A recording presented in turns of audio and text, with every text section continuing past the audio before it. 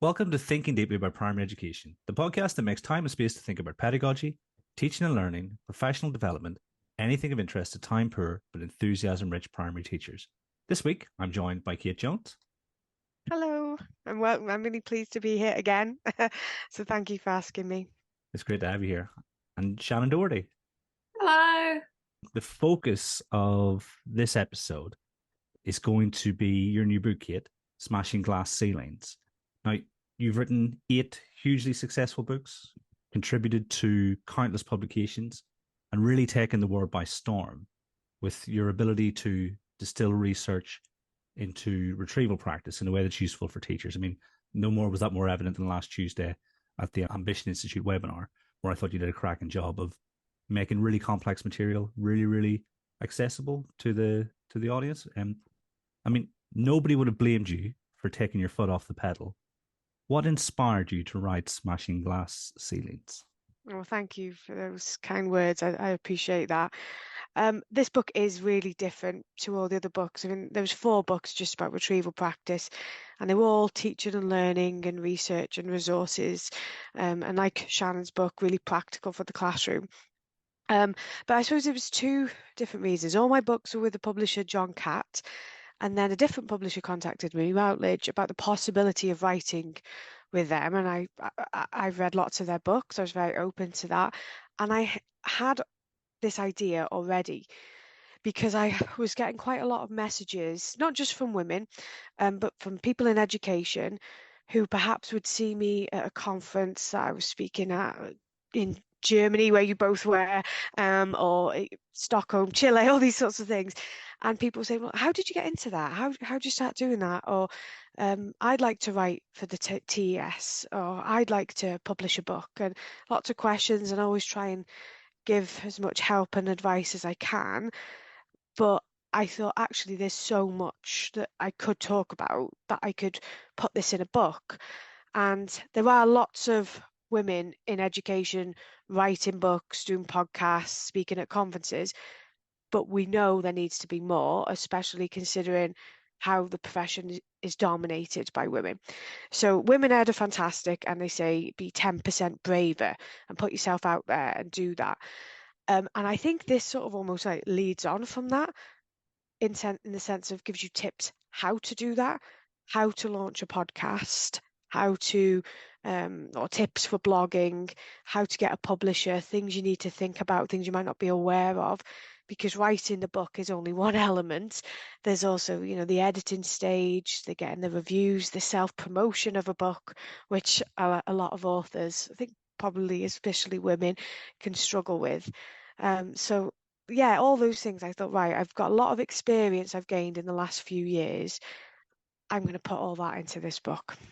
I think if I were to just add something, I know from kind of knowing Kate from the online world and the conference world, I think it's probably fair to say that you have been on the receiving end of some unfair treatment every now and then from kind Yeah. of people organising conferences.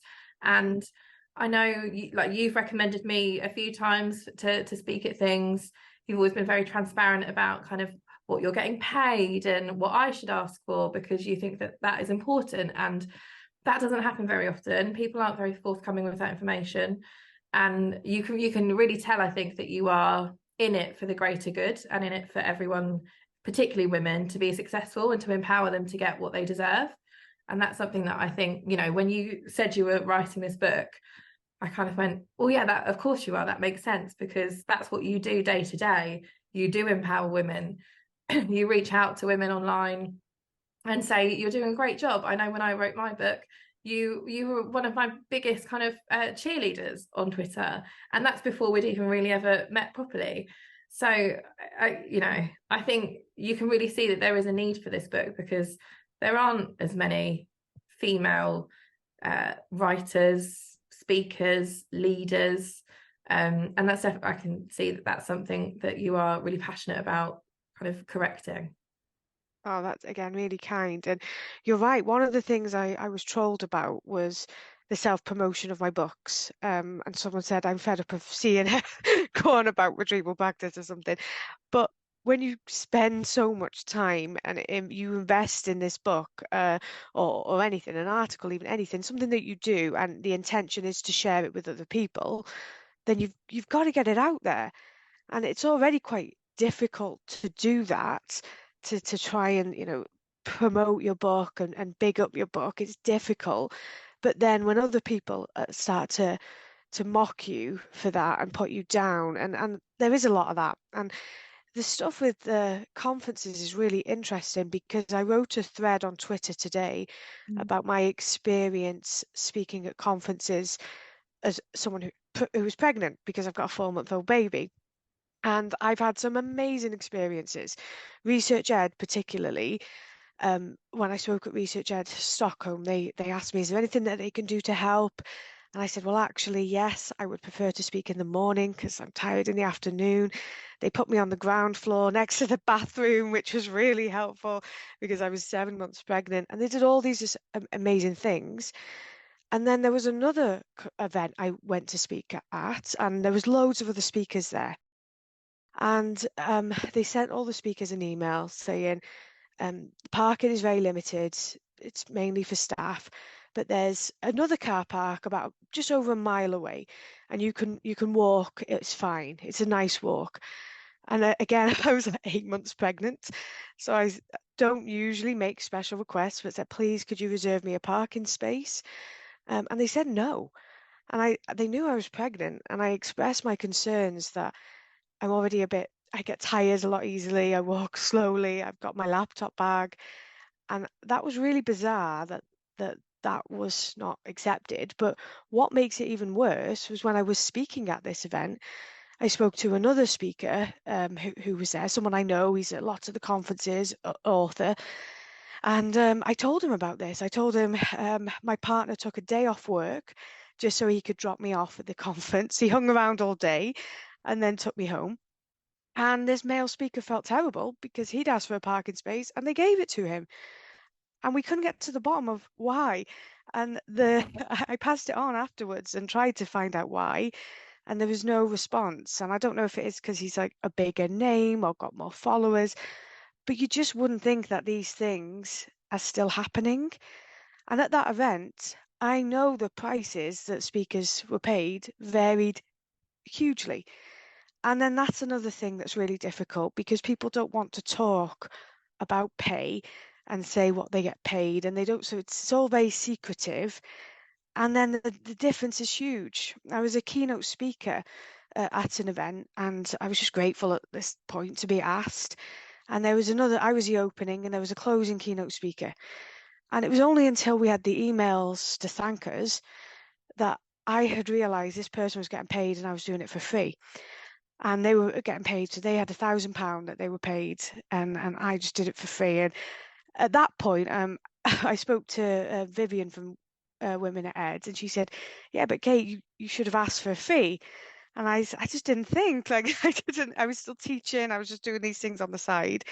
But it was the fact that we both did the same thing, the keynotes, and that it was just like, "Thank you, Kate," and this other person, and this other person, will make the payment and so on. And I was just like, this is really happening.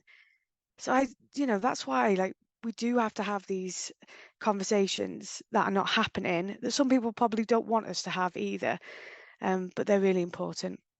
I messaged you last week, Kate, and said I was about 15 pages in, and I was knocked back by seeing some of the stories written. And it's a similar feeling now, because we know these things happen, but I don't know how conscious we are sometimes. Certainly, speaking for myself, it's almost as if without hearing it like this, it's difficult to comprehend, if that makes sense. And so it's really important, I think. Yeah, I think the book is really honest, and I'm really grateful for the other women who've contributed case studies. In the leadership chapter, there's a brilliant case study from someone I used to work with called Morgan, and she's very open about the fact that she was a senior leader, and then she had her third child and went back to classroom teacher, always with the hope of going back up to leadership. But getting back into leadership was just so difficult. In an interview, they were saying, well, why did you step down? And there was suggestions that, well, you're not cut out for it. And and well, your family life. And she really regrets doing that because she is now back in senior leadership, but she you know, there was times where she said she was unsuccessful and she didn't think she'd be able to get back to that. And she said, so actually, that is the advice I'm saying. If you do want to become a head and you're an assistant or deputy and they think, oh, well, I'll just go, you know, a classroom teacher, go part-time for a bit because I've got other things going on, should just be prepared. That's going to be a tough old slog to get back up there. And then we've got case studies about, you know, a woman struggling with fertility and applying for jobs when she was pregnant, and you know, just thinking, what's the point in me applying for this job? Because as soon as they see this baby bump, I won't be successful, and that happens to a lot of women. And there's also a case study about a teacher who experienced domestic violence, and there's all the stats in there about how common domestic violence is, more so with women as the victims. And then we think about how many women are in the teaching profession. And sadly, there's been some very high profile cases as well of teachers who have been murdered. They've been in the news and it's awful. But yet we don't talk about this or even think about it really when we have our safeguarding training or anything like that. And the case study in the book, the message that came through was, you know, she had to go teach and with a black eye, and there were times where she was taking time off work because, you know, of her injuries. And when she did open up, the comments were really judgmental. Like, well, why would you stay with him? You know, women are stupid if they stay in an abusive relationship. And it's like, well, actually, it's more complex than that. You know, there could be this hope that the person changes and you forgive them and you love them. Could be that there's children.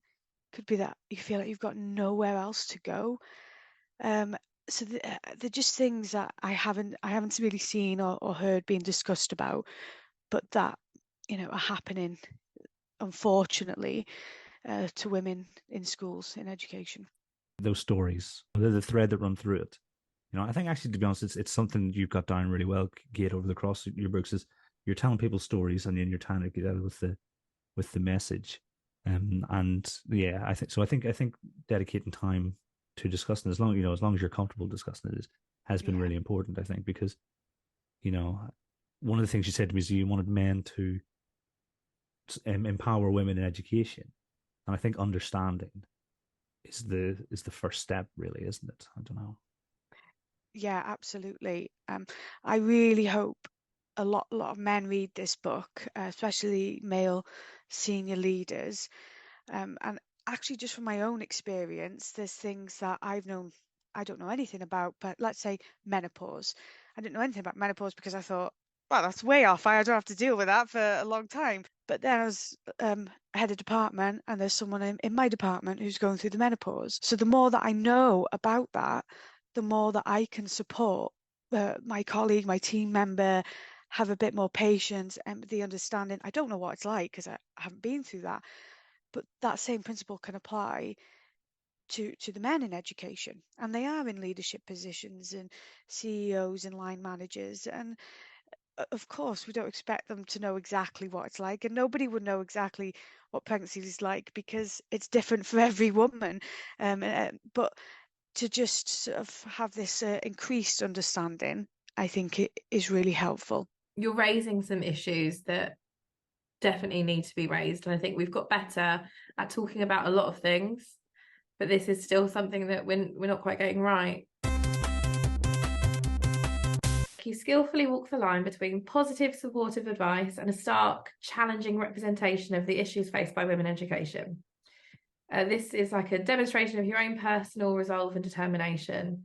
And do you think that this type of resilience can be learned or developed? And if so, how can your readers go about this? Yeah, something I tried to do in the book is as well to celebrate my achievements. So I've written a book, this is how I did it. And you know, when I launched my podcast, this is how I did it. These are some tips. But I also tried to talk about the many failures I've had in my career, the job interview that I cried so much afterwards, the job that I didn't get that I thought I would get, all these things. And especially if you're a new teacher or perhaps you're on social media, you might just see the glory moments and the highlights and think, oh, why am I failing in these things? But trust me, it's happening to us all. And I do give some tips about resilience. And I think one of the tips that I think is very important from my own experiences is about applying for an internal promotion. You need to think very hard about that, because of the flip side, what if you don't get it? You know, they're great if you get it, great. But even if you do get it, your friendships might change. You might now then, you know, you're a senior leader, for example, and perhaps you don't want to be seen to be as friendly with this person because you know, or you might have to have more difficult conversations with them. And people might view you differently as well. But then if you go for an internal promotion, like I did, I went for in one particular school, quite a few internal promotions, didn't get them. And then it's everyone knowing that you applied for it, you didn't get it, and feeling like a failure and embarrassment about it, even though it's not embarrassing, but that's how I felt. And then you've got to then work with somebody who's in that role that you wanted. So you just need to think very carefully about your options as well. And the first chapter is about getting the right role, and the second chapter is about leadership, and all of those things have resilience embedded throughout. But they're things that I didn't think about. I just thought, well, I'll go for it, you know, whatever. And then I really struggled afterwards with that. And then another thing that I struggled with I did get a head of department position in another school, but I got that job over an internal candidate. So then that was really difficult right from the get-go. So there's all these sorts of challenges that, again, perhaps we don't think about, we might not consider, but they can make a really big impact in our day-to-day lives in our school environment. Yes, it's almost like the prep you do, the work you put in advance helps you to build up that store because you've taken the steps that can almost relieve some of the pressure. Am I interpreting that correctly? Yeah, I think it's about thinking about all the sort of different scenarios and thinking about you know, possible outcomes and what you really want. And actually, even if I had have been successful in that school, I still would have left anyway. It wouldn't really have changed. It wasn't the right school for me. I just and we'll, you know, probably talk about reflection, but it's something we all say, oh, let's reflect on our practice and so on. But actually getting down to it and taking that time to think really carefully, or having a conversation with someone else, and getting their advice, or just getting it off your chest. They're things that I wish I'd have done more of, and they perhaps would have made a big difference in my career. One of the lines that really stood out to me went along the lines of those same things that make us underdogs make us compassionate to the needs of others. How important is this combination of reflection and empathy? And how prevalent do you think it is? Yeah, that's a great quote that Rachel Johnson, she's not Boris Johnson's sister, she's the CEO of Pixel, and she's also authored her own book about leadership. And I've attended conferences, I've listened to her present, and she's amazing. And she's also very honest and personal in the book. She was a teacher, and then she had a senior position at Pixel, but her father was a CEO, and he died, and then she just became CEO immediately. And then this is all happening, and her mother also died, and she's going through COVID, and she's got small children, and just all the sorts of challenges. And that's why Rachel's a great example of talking about compassion. And again, even if we don't have those lived experiences, to try our best to be as supportive as we can. I also say in the book that yes, women, I'd say, be 10% braver, but let's be 10% kinder. And my partner said, why not 25% kinder or 50%?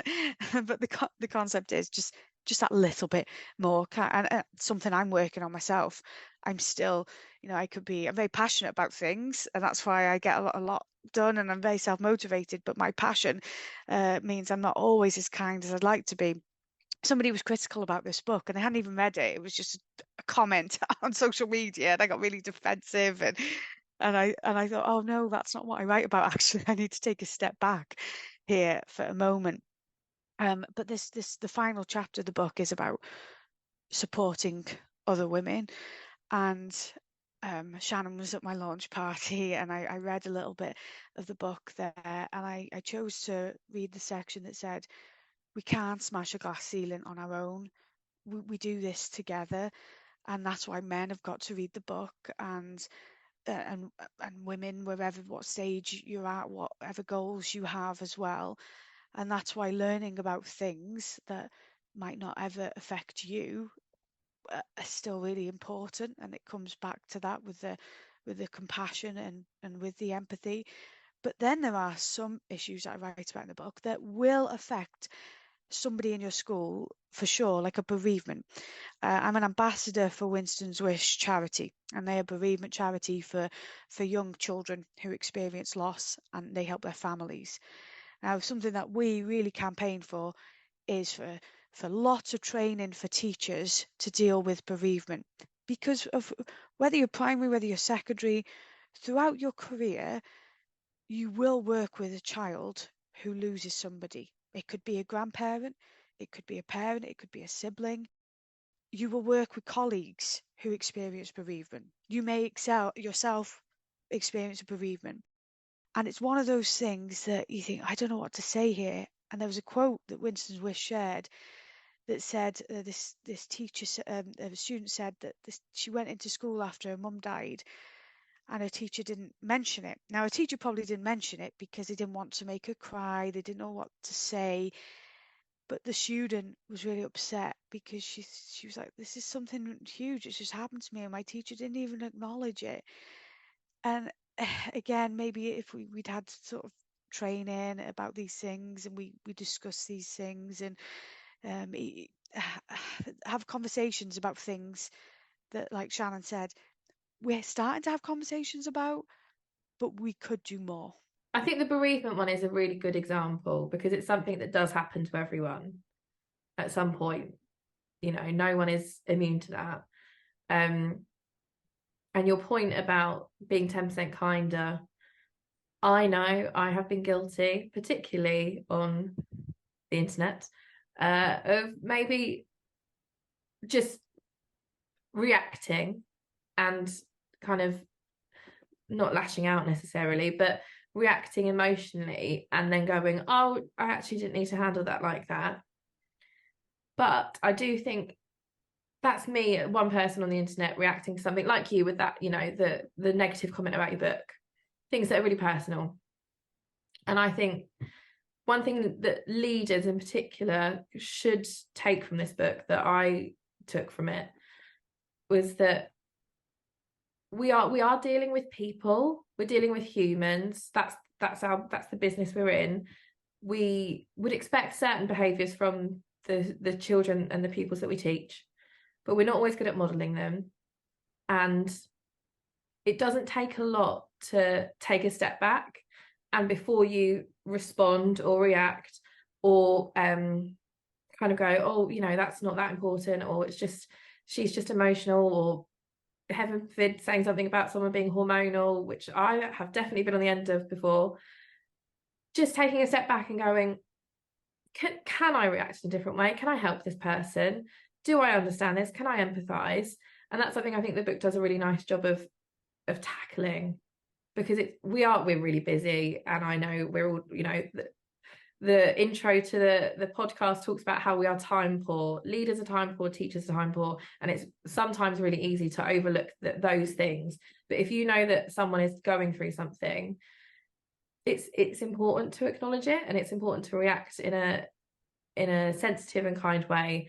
And sadly, I often think women are on the receiving end of some kind of quite thoughtless responses from leadership or from colleagues, and it's usually put down to things about emotions and ridiculous things like that. And I hope that when people read this, they can take away that as well, that the importance of empathy and leading by example.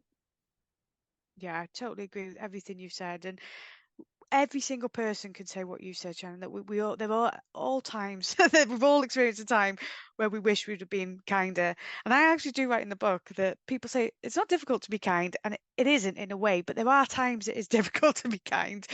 You might not like a colleague, or you might be absolutely exhausted. You might be ill. There could be all sorts of things going on. So it's about, despite those things, still trying to be as kind as you possibly can, and also reaching out and asking for help as well.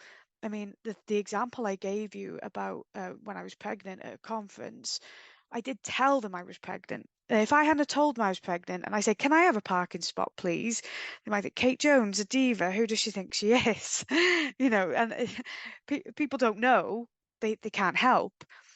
But if we do try and be honest with each other, but then you've got to have the leadership to create an environment where people can be, and they're not scared to say, "I just want to let you know this has happened to me, and I'm coming into work and I'm doing my absolute best, but I'm struggling."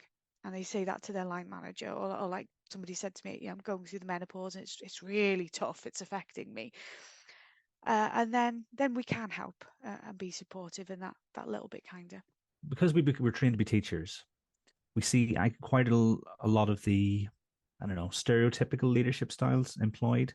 I think that's a big part of the issue, is that what you perceive leadership to be and what it could potentially be, there's almost like a disconnect between the two. A really clear outline as to what's possible could make a huge difference in the world of education, because leaders are learning on the hoof, and really it's a totally different skill set, isn't it? Absolutely. I mean, again, it comes down to training, to conversations, to getting these things out there in the open. And I'm very fortunate that lots of women came forward. I shared my stories, but other women did. And this, like I said, there's things that I would be totally unaware of, and I wouldn't even think about. I have hearing loss in one ear. I didn't always have that. It was a hearing damage. And then teaching with hearing loss was really hard. And then I had a hearing aid and I struggled with that. And now I go to conferences and I sit up at the front and things like that. But I never would have thought about that, only now that I'm experiencing it. So there'll be lots of other things that I haven't experienced, that leaders will never experience. But the more that we get these on the agenda, that we get them talking, that we raise awareness about these things, some are more common than others. So the bereavement training obviously is a lot more important than perhaps how to support someone with hearing loss, because there might not be any staff with that. But the other thing is, with the bereavement training, that is a difficult one to have, because someone might get upset by it. So I understand that. But we shouldn't have that when, for example, let's say somebody has died, right? Let's have the training now. Let's have this is tough, this training. And perhaps there's ways you could do it. That is, here's Winston's Wish do free online training. And they might say, "We'd like everybody to do this, but if you want to do this in the comfort of your own home, if it will trigger you or anything like that, then that's fine." One of the requests I made, so this school where I wasn't getting any promotion, it just wasn't happening, and I didn't get any feedback as to why.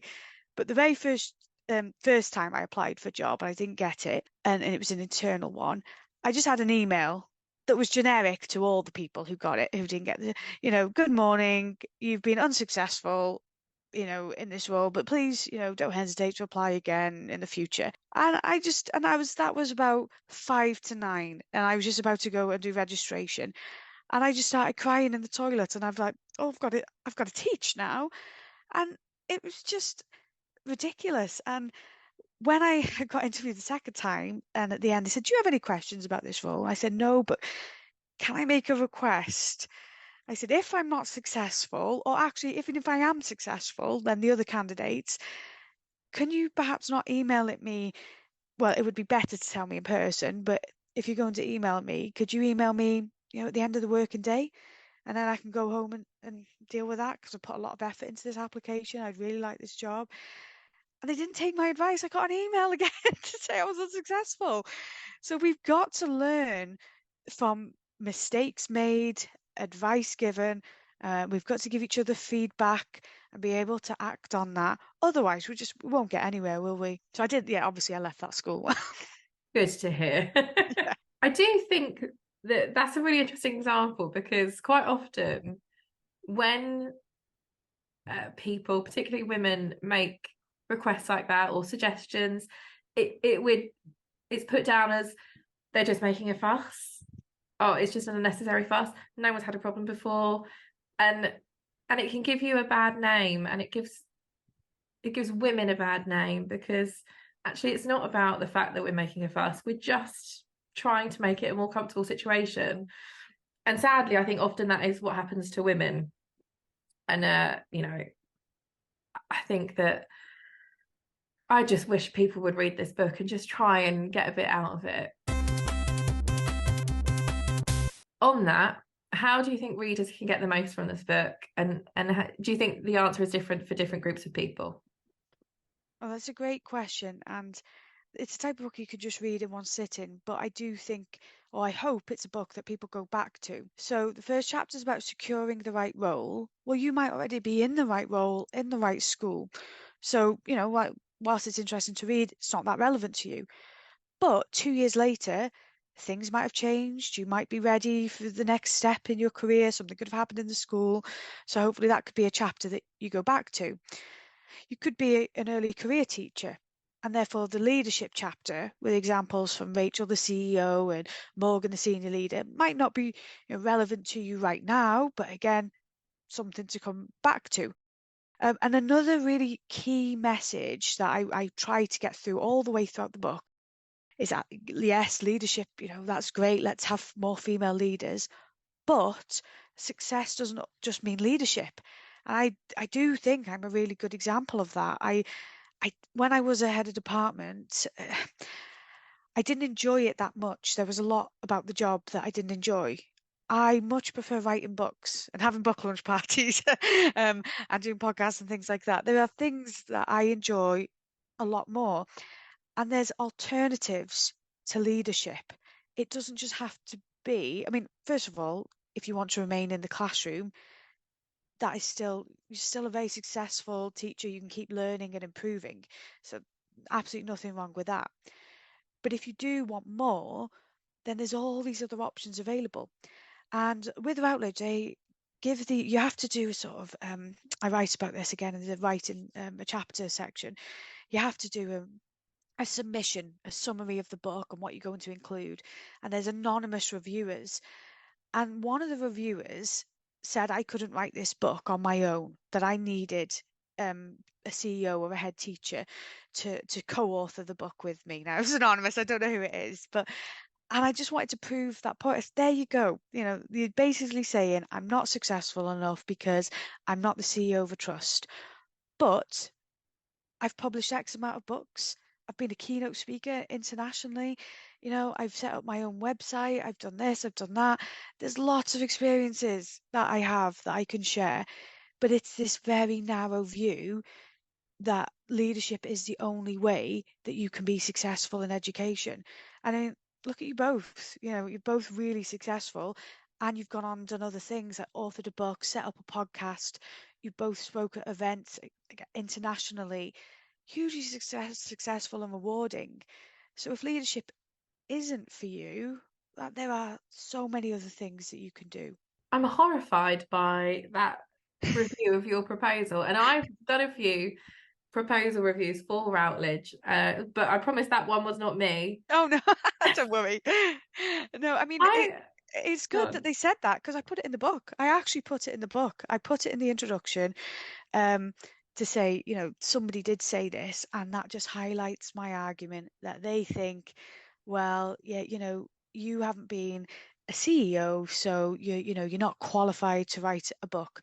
Well, there's a chapter on social media, which I'm on far too much social media. There's a chapter authoring a book. There's a chapter about public speaking.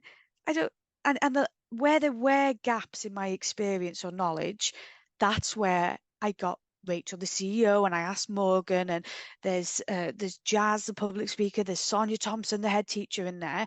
So of course I haven't done everything, but that's where I could shine a spotlight on other women in education. And I have authored a book, but I still included Hayley Hughes as a case study because her experience is different to mine and her books are different and the process and so on. So yeah, it was interesting that, but it just sort of fueled me a little bit more to push through with, yeah, leadership is one route. There's other paths. I've been told in the past that reviewer number 2 is chosen on purpose as someone who's not likely to like your book. So when Shannon's doing it, I'm assuming she's the person who's been chosen that will like the books, or maybe not. Yeah. So when I read that, I thought, oh, I wonder if it was reviewer number 2 that. I don't know, but it's good because I said it reflects attitudes. I wrote a book with Robin McPherson called The Teaching Life, and Robin and I have explored this. I don't think I will ever be a head teacher, being honest. I love everything that I'm doing now. I mean, I work for evidence-based education. I'll get back in the classroom and I'll probably be part-time and so I can still write and have a balance with my family life, my daughter. But and I don't want to say I'll never be a head teacher, but it's not something right now that I aspire to or I ever have really. And I'm okay with that.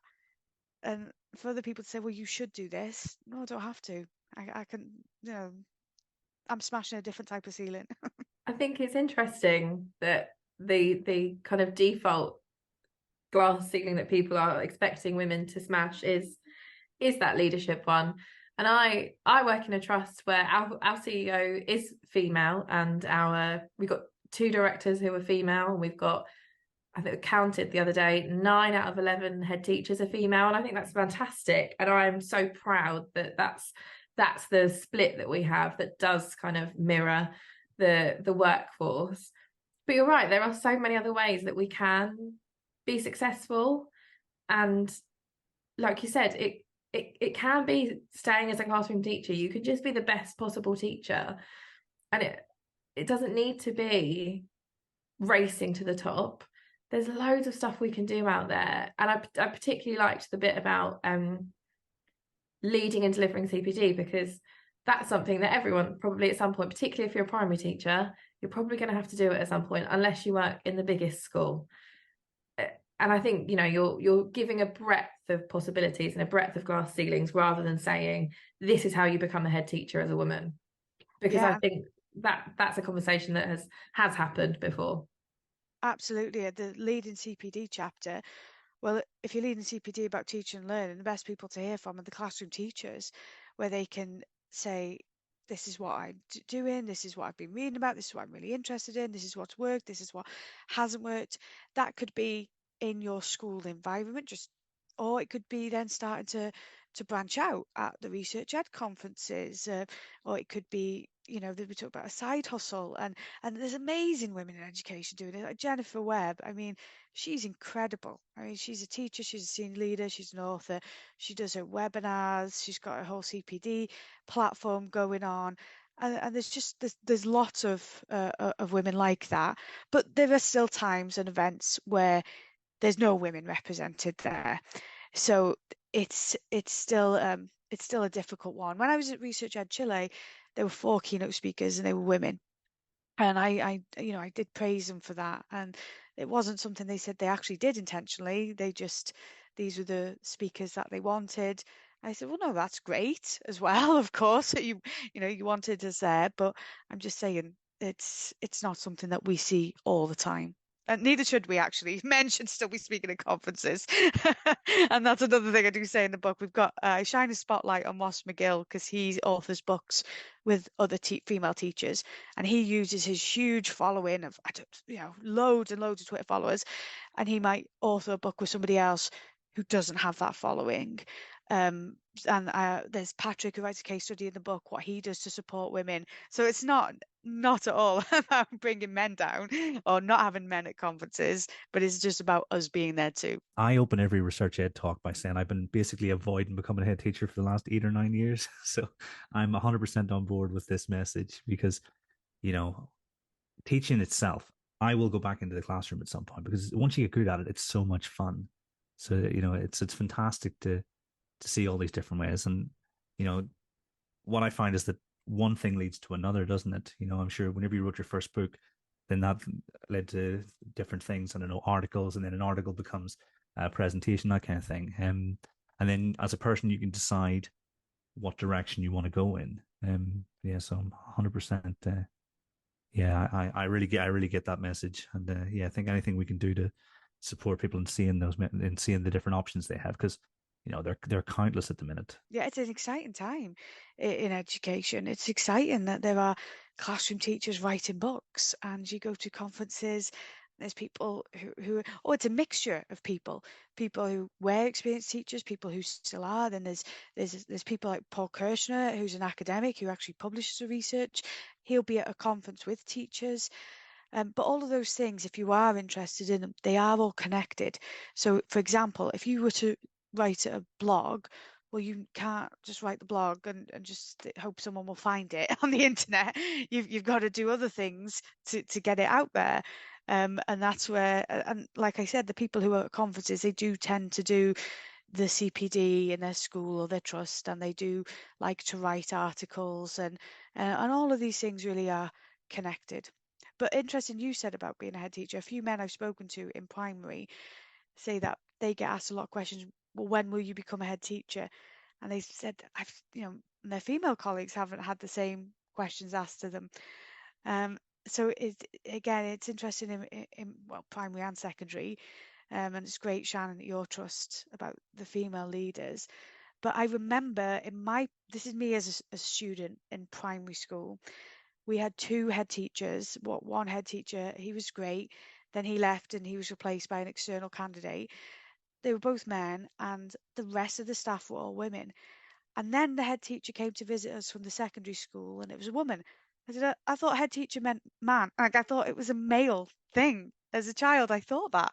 I'd only seen two male head teachers. And then I thought all the classroom teachers were women.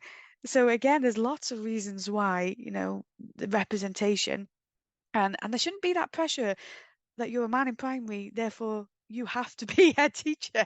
You can absolutely be a man in primary school and be a classroom teacher and enjoy teaching. I was working with a maths lead this morning, and they said to me that the CPD bit was the bit they struggle with, and I thought, I've got just a chapter for you. So I'm on. I see them again on Friday, and I'm going to give it to her and say, this is very, please bring it back. This kid's written a very nice message in it. But yeah, have a read at this. Another quote that really stood out to me was one about fear of sounding arrogant or the lurking imposter syndrome can lead to a modest application that isn't a true reflection of your capability or potential. And I imagine this is something that's quite prevalent. How can listeners strike the balance between the two, between arrogance and, I don't know, imposter syndrome, between confidence and arrogance? And is it better to veer towards almost like a pretend arrogance to overcome imposter syndrome? Well, I think really you obviously got to be completely honest and think very carefully about the things you write. So, for example, if you are a hardworking person, then put that down, but be prepared that that's what they will expect of you if you get the job. All the things you say you are they things that you can do and you can deliver on. Shannen was about launch, and I did say that in my first interview, I exaggerated about being fluent in Welsh and thinking, because it was a history role, but it was a school in Wales, and I was just desperate for the job. So when she's like, "Oh, Welsh," and I was like, "Yeah, fluent." I am an able Welsh speaker, but fluent is a stretch. And then yeah, I had to teach Welsh for 6 years. So we don't want to lie or over exaggerate on our CV, because that obviously will come back to bite us. But it's worth asking somebody else as well to have a look at your letter, have a look at your CV, someone who knows you, and they can say, well, actually, you're this and you're that. And I find it helpful to look at other people's, if they let you, the application and their CV. Something we should do, and this is advice that my friend Robin, my previous co-author, he's a head teacher, he said, regularly update your CV. Even if you're not applying for another job elsewhere, have your CV as a living document. And if you've just done something, then add to it. because and I can recall this. I was at the same school in North Wales for 6 years. Didn't really at one point have any intention of leaving. It's one of those schools you could teach at for life. And then years later, when I was applying for jobs, my CV was completely out of date, and I was thinking, well, what have I done? And I wasn't quite sure, and I had lots of doubts. But if you stay on top of that and keep some sort of record, then you've got that evidence there. And actually, what you're not an imposter. You're telling the truth. And if you don't big yourself up, you can guarantee the other people that you're going to be up against, they will be as well. So it really is a time to shine, and it is tough for some people to do that, and to think and reflect. But it's about having a self-awareness as well, about understanding your strengths and your weaknesses. You know, that old line of what's your weakness? Well, I work too hard. Come on, or like that. Or, I have no work-life balance because I'm working all the time. That actually is a genuine weakness, because then you don't want to model that to other people. But you do need to be brutally honest with yourself. And then when you're at the interview, you are your authentic self. And and that imposter syndrome, it does creeps in now with me, with this book. I actually haven't been a speaker at the women ed events and stuff. They're sort of like, they're brilliant, and Vivian wrote the foreword to my book, but I wouldn't really say I'm part of that community. And I think there was a part of me that thought, why is she will people think, why is she writing this? That's not her thing. She writes about retrieval practice, and I had those doubts creep in. It does help me when those doubts come. I talk to my partner Jeff, and he's not a teacher, and obviously he's biased because he's my fiance, but he also does help me and reassure me and tell me, well, actually, no, Kate, come on, and he does help me to understand. So I think it's not necessarily about the arrogance. It's about think about your qualities, your skills, your experiences. Think about, if you get that job, that is what people will expect of you. And can you do that? And if you can, then it's a true application of you and a true reflection of you. While we're on Jeff, I have to mention how Aww. wonderful his speech was at the book launch. It was so lovely. And I think having that person in your camp is so important. Someone who's going to big you up and remind you that you have done some incredible things, because you have. He's amazing. But I mentioned before how he took a day off work to take me to a conference because I wouldn't give me a parking space, and he shouldn't have had to do that, And there's other things like he's taken time off work for me to go to Chile because it was a 14-hour flight and it was too far for my little baby. And I think there's quite a lot we need to do to support men with paternity rights and so on. And that's not a criticism of his workplace at all. It's in general, about having that time. But yeah, I'm so lucky and to have Jeff. But I've had before Jeff, it was my parents and friends, and the support network really is important. It comes back to that thing: you can't smash a glass ceiling on your own. We all there hammering away at it together. Yes, I really like that kind of that image of actually it being more about the team around you and your support network than just you on your own, because you're right, you need other people to build you up and support you and give you that little extra boost. And I thought the kind of, it's interesting, this arrogance and imposter syndrome thing, because I think I flip between worrying that I'm coming across as arrogant if I say that I've done XYZ, and then actually going, oh, am I actually good enough for this? Is this what they want? I'm not sure. I've only done this and this. And I was at I can't remember if it was a research head or if I was delivering CPD in a school recently, and I had a slide with some bits on it about me to kind of introduce myself, and Neil said that slide's got loads of really like cool things on it, and I think he was like, that's amazing, like you've got all that stuff.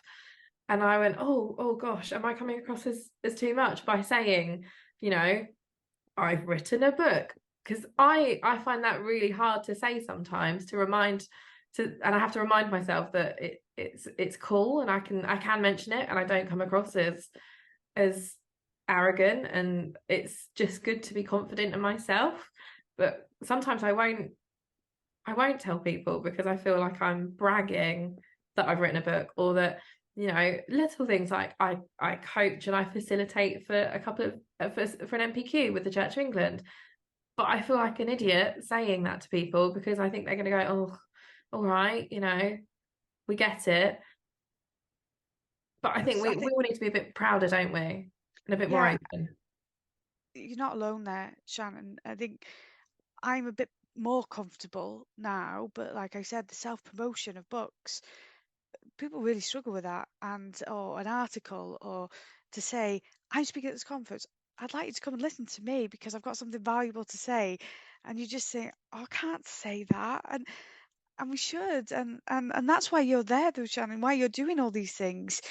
But we should be able to say them without a way of justifying it. Like, so, oh, I'm just going to tell you I've done all this. That's why I'm, because somebody did ask me very recently. They said, why did they ask you to be keynote speaker in Chile? Oh, gosh. So, I said, why not? And started to talk about what I talk about and stuff. But yeah, it's because we have reactions like that and comments. There are some people like that, but they're the ones in the wrong, not you, for just sharing your achievements and great things that you've done and your experiences. Retrieval practice is the gateway into the evidence form stuff, and who better to ask? And I think Chile, from what I know of South American education, is they're at that position where they want they're the very start of the journey that we were on maybe a decade or so ago. So without a doubt, there's only one person you're going to ask to speak about that. That's very kind. But that's these are sort of things, the comments that get said.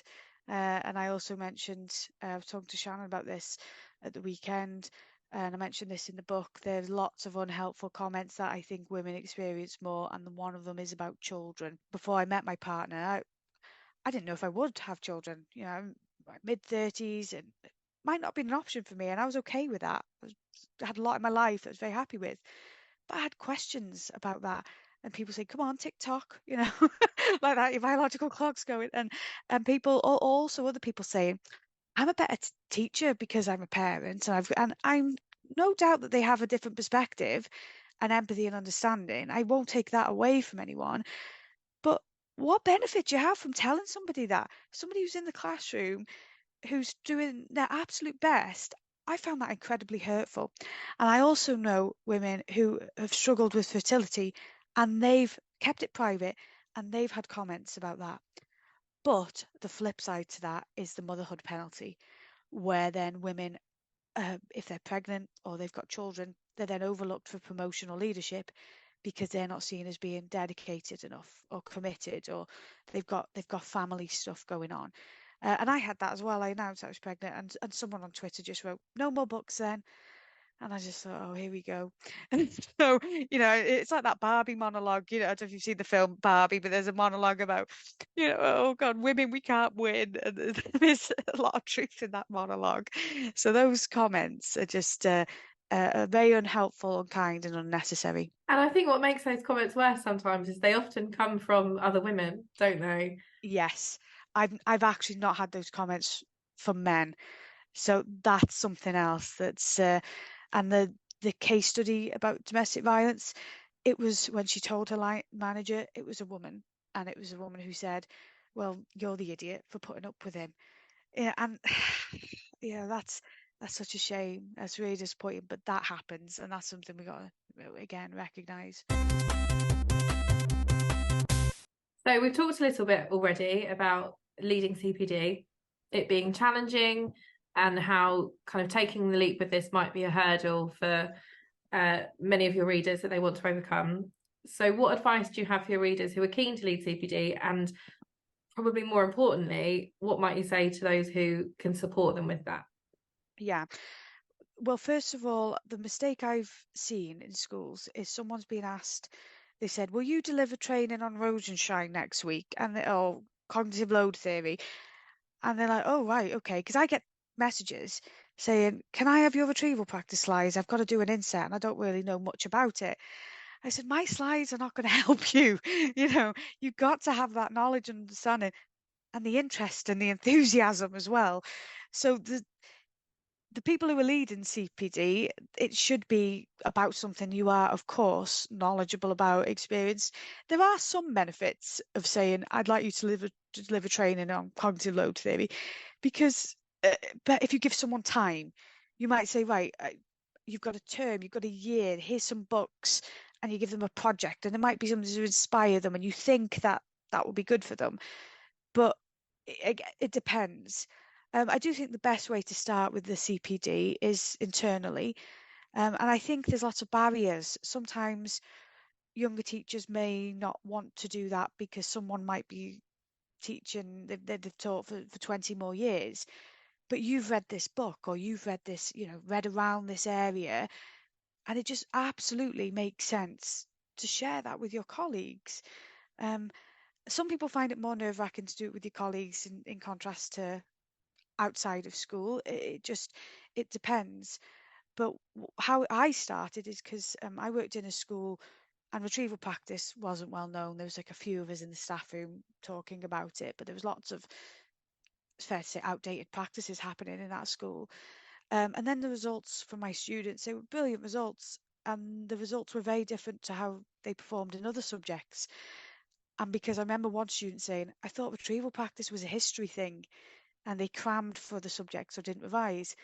And that's what led me to do the retrieval practice. Is the head teacher said, well, how these results and what's the secret? Well, there isn't a secret, not my results, but this is what I did, and very happy to talk about it.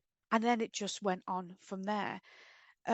But if you're interested in delivering CPD, I think another good thing to do, the same way if you're interested in blogging, is to watch other people or read their blogs.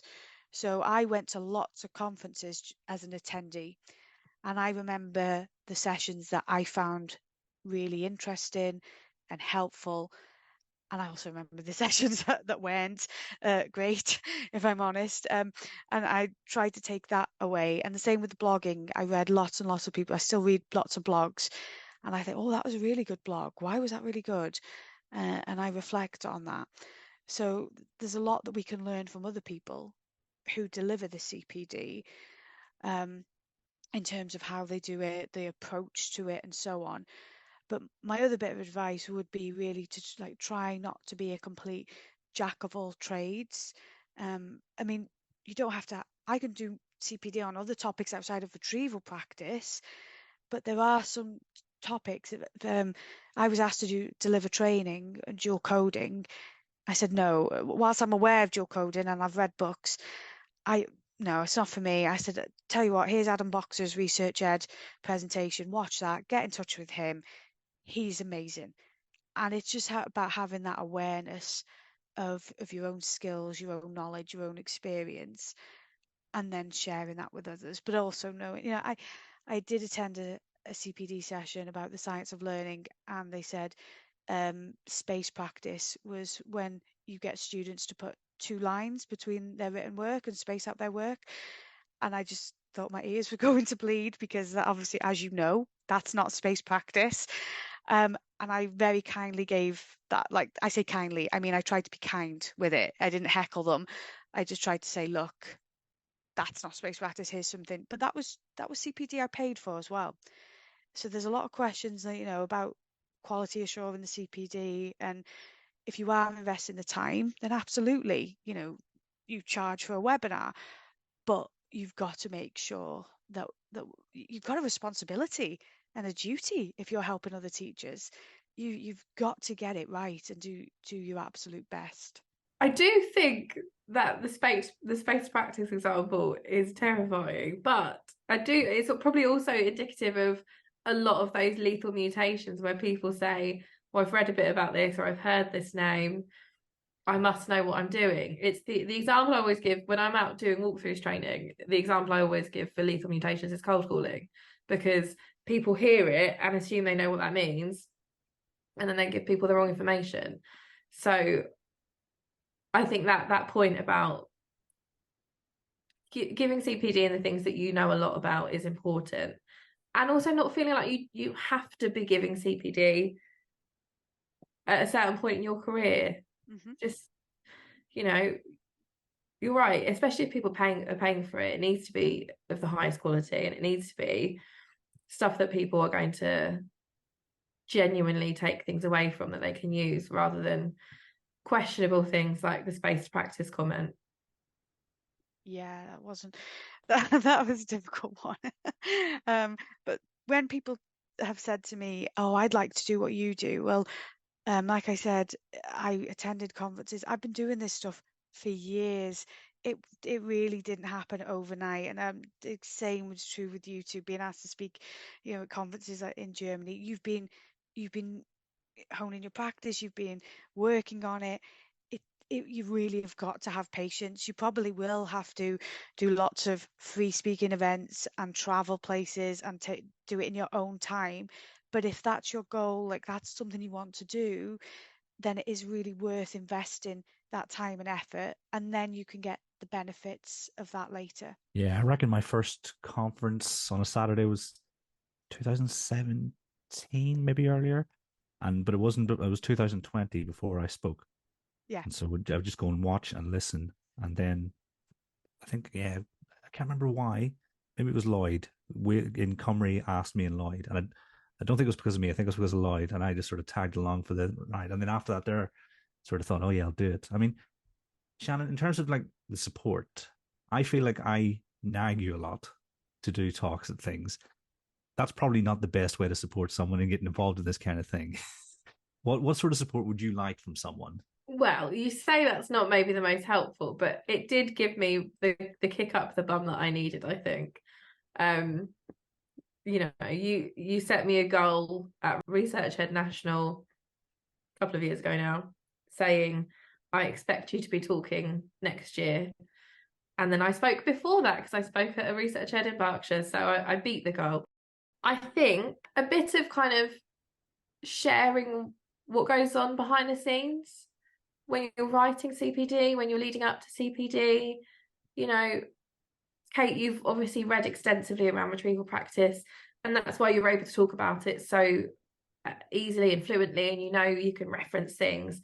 And Kieran, you can reference things as well. That always blows my mind, that people can say, oh, actually in this paper, or this person in this year said this. But I do think maybe sitting with someone or shadowing them slightly and saying, right, just talk me through your process. You've got a talk coming up. This is the brief, or this is what you want to convey. So how much reading has gone into this? How much work has gone into this? Just so someone knows what's going on. I know that I've had similar comments, Kate, probably less than you, obviously, because I've been doing it for less time, but of people saying, well, I'd really like to do this, or I've got an idea for a book, how do you do it? And I kind of go, oh, well, there's a lot of work behind it. There's a lot of thinking. I'm not discouraging people, but I think a skilled speaker probably makes it feel quite effortless, and it seems like something that's quite natural and authentic, but really, everything that you're going to say. Kieran, I know that you're incredible at like knowing exactly the words that you're saying. I'm a bit more fast and loose with my presentations, and I do get my point across, but I know that I watch you and you're really skilled at it, and I think no, you are. But I do think that giving people kind of an insight into that, opening the window and saying, look, come and sit with me, or come and do it with me, a bit like when we team teaching, we'll do team speaking or something that sheds the light on it, but doesn't make them feel like they've got to do it all on their own all of a sudden. And also, I do think the kick up the bum you gave me was necessary, because otherwise I may have just sat there and just enjoyed lots of research eds being Niels +1 for the next 10 years. And I get such a high off of presenting, and I feel so good about it. And it's funny, Kate, actually, you said about sometimes it's harder doing it in front of your colleagues. And I know 100% that when I'm at a research ed or I'm delivering training for walkthroughs, I know I'm better. Don't know why it is. Maybe it's just a nerves thing, but I know that in front of a room of strangers, I really do perform. But maybe in front of my colleagues, I'm a bit more nervous about getting something wrong or fluffing a word or feeling silly or feeling like I'm arrogant because I'm getting up and I'm saying I know something. But I think having people around you who will champion you and say, no, you can do this is really important. You can't underestimate the value of having some cheerleaders. And the fact that, Kieran, you are doing this is amazing, because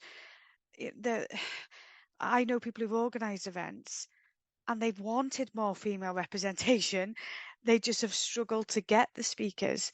There were women who turned down the opportunity to be in my book because they just didn't feel they had something to share, and I did. I genuinely believed that. I was like, I want to include this and so on. And we can't always criticize. We can call things out, and we can say, well, look, why isn't there, you've got a panel of 10 men, women call it a manel. We can say, okay, where are the women? But then I know there are event organizers who try and have representation, but people can be reluctant to. So I say there should be more women in the book charts, there should be more women at conferences, but we've got to put ourselves out there. And that might be you are encouraging a friend or encouraging a colleague, asking people or saying, what can I do to support you, to help you if this is something you'd like to do, but is there a barrier that's stopping you? So we've got to, if we want a seat at the table, we've got to get to the table ourselves. We've got to, try and take charge and control, and put ourselves out there. And there's lots of different ways that we can do that and get our voices heard. I think that's really powerful. Like I say, I think because I was thinking about that person who asked about the CPD. Really, the best way to help them is to, like you said, Shannen, sort of put it all out on the table. This is the effort that goes into this. You're talking about what do you call it? You call it sneaky preparedness. Where I speak in a way that makes it sort of aloof, as if I haven't prepared, but I really have. Yeah. And I remember one of my colleagues had to see the same talk 3 times, and it was only the third time that I realized I was telling the exact same jokes. It's the exact same points of this thing. So it does take a lot of a lot of effort. And that's a long way of saying that. In Smashing Glass Ceilings, you write extensively about the ways that we can support women in education. My first recommendation is that people read that the sort of, is it the final, possibly penultimate chapter, as a starting point. But do you have any guiding principles that readers can use to maintain their focus on making a positive contribution? Yeah, I think that was actually going to be the first chapter because it's so important, but it's something that I reference all the way throughout, and then I just try and bring it all together. So it isn't just about men supporting women. It's like Shannen and I have said about some of the comments we've had from other women. So it's about women supporting other women, supporting people at different stages of their career. That those early years can be absolutely brutal and really tough. The other thing, I was an advisor. I was on the advisory board. Sorry, it's basically like being a governor, and the head teacher had some really frank, honest conversations with me and sort of opened up about how lonely that is at the top as well, and the challenges. And he was able to ask me questions. I didn't work at his school. I could give him some really honest feedback and support and advice. So the responsibility we of course say about leadership's being aware of menopause and bereavement and all the issues and so on, so they can support others, but then who supports the leaders as well. So it really is, it's like a circle, isn't it, about us all supporting one another, and recognizing that there is the need to do that. And we were talking about public speaking. My speech at the weekend, I did a little speech and I was so nervous because I do the retrieval stuff all the time, and I've never done this speech before, but something that I wanted to try and do was talk about the book, but also talk about the people in the room, just shine a spotlight on them, acknowledge and just show my thanks and my gratitude. And I think I'll take that into the next school that I go to. Just try and just be as supportive as I can and learn about. I also have a family member, and she's trans, and I lived internationally. When I came back, I didn't really, be honest, I didn't know much about the trans community, and there were lots of things that I just totally had no idea about. Um, and one of the things when my family member first said, we were like, well, we love you, we'll do whatever we can. And I kept using their old name. And obviously that's really distressing and really difficult. But she was understanding. She realized for years that she's had this name and now she no longer has that name. And she's brilliant at talking to me about this and educating me. And I wanted to put it in the book, not because I'm an expert about the trans community, because I'm not, but I'm making an effort to try so that I can be an ally, so that I can be supportive. So learning is at the heart, I think, of being supportive and understanding. Is finding out more, is asking the right questions, or having the training and having the awareness and so on. There'll always be blind spots and things that we're not aware of, but also on the flip side, having that, like my family member, she does understand that. She did understand that, I had questions, there was things I wasn't sure about and so on, and I used her old name. I said, and she said, that's not my name now. I said, yeah, I know, but you wear that name back then, because I was talking about them as a child. And again, no, you don't do that. Even though I was that name this time, dead call and dead naming. And I was like, oh, I'm so sorry. I didn't mean any offense by that. I just thought you were this person before, and now you're this person now. I just thought, no, that's not how it works. So, it's like, okay, we're really honest, we're really open, we're learning. I'm trying my best. She's helping me get there. And that's just one of many examples. But like I said, just being open to learning, open to caring and understanding.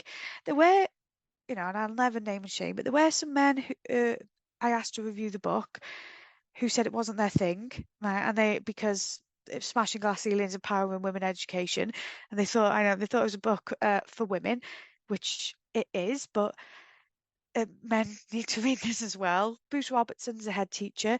He read and reviewed the book, and he gave me some great feedback, saying, I lead female staff. I work with women every day. I found this really interesting. This is something I didn't know about, I thought about. I was like, well, that's absolutely, you're the type, of leader that I want to work with, that is willing to learn and engage. And then it was only a small minority, but there were a few people who said, but that's a women's book, that's women's stuff, not for me. And I just thought, no, come on, we need to move on from that. And like you reading it as well, Kim, you reading it, giving me feedback that you found it interesting. So, grateful. And that's another example of how you could take things away from this as well. There are definitely times when there are conversations that I don't feel qualified to comment on, or when people are talking about their experiences and things that I haven't experienced. But it was pretty apparent, pages into this book, how important it could be, and that's not me just saying that.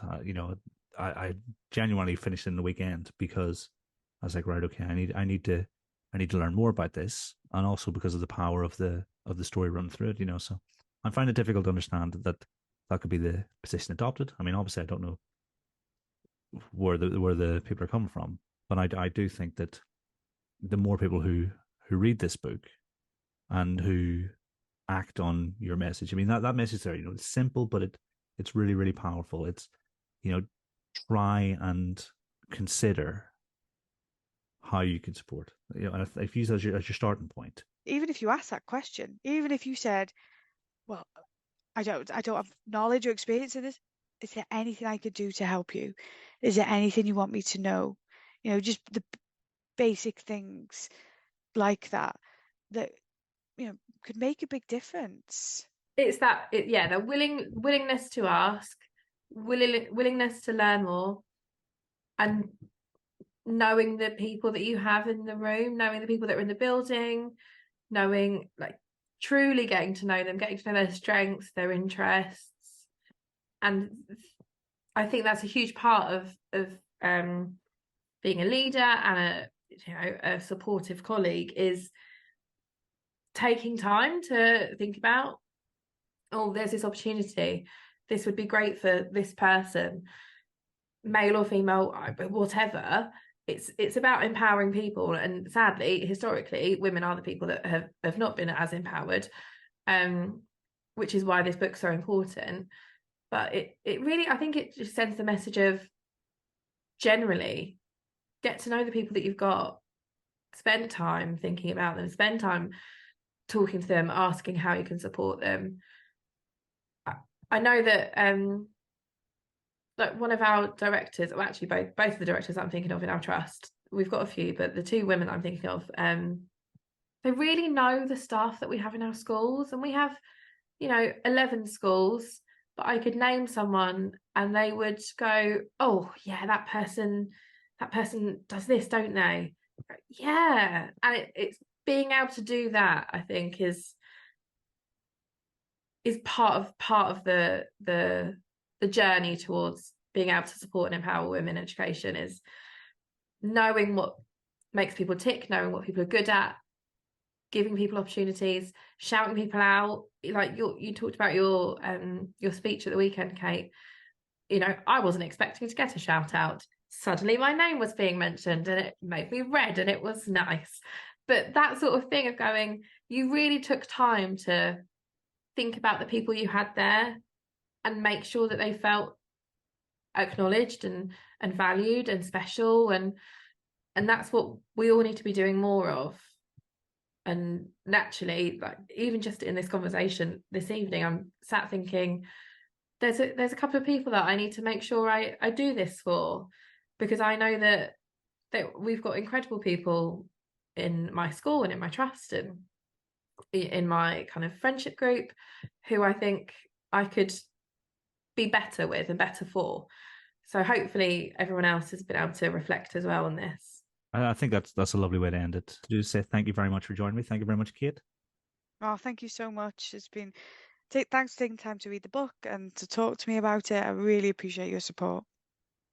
No, I mean it's absolutely our pleasure, and hopefully you'll join us again in the future with the what's the next book going to be about? Yeah, I'm working on it. I am. I'm working on 2 at the moment. So, but I will try and really enjoy maternity leave as well. Yeah, try and get some sleep. That's what I try to do. Yeah. Thank you very much, Shannen. Thank you for having me back. I know that you ask me more often than I say yes, but this one was very important. Well, let's hope it's not too long before you're back again, Shannen, and maybe you can come on for a regular section where you talk about your book and one of the tasks in your book every week. Shannen's Corner. We got battleships and that kind of thing going on. Let's not get carried away. Too late. I've been formulating all the way through this. And to everyone at home, until next time, thanks for listening.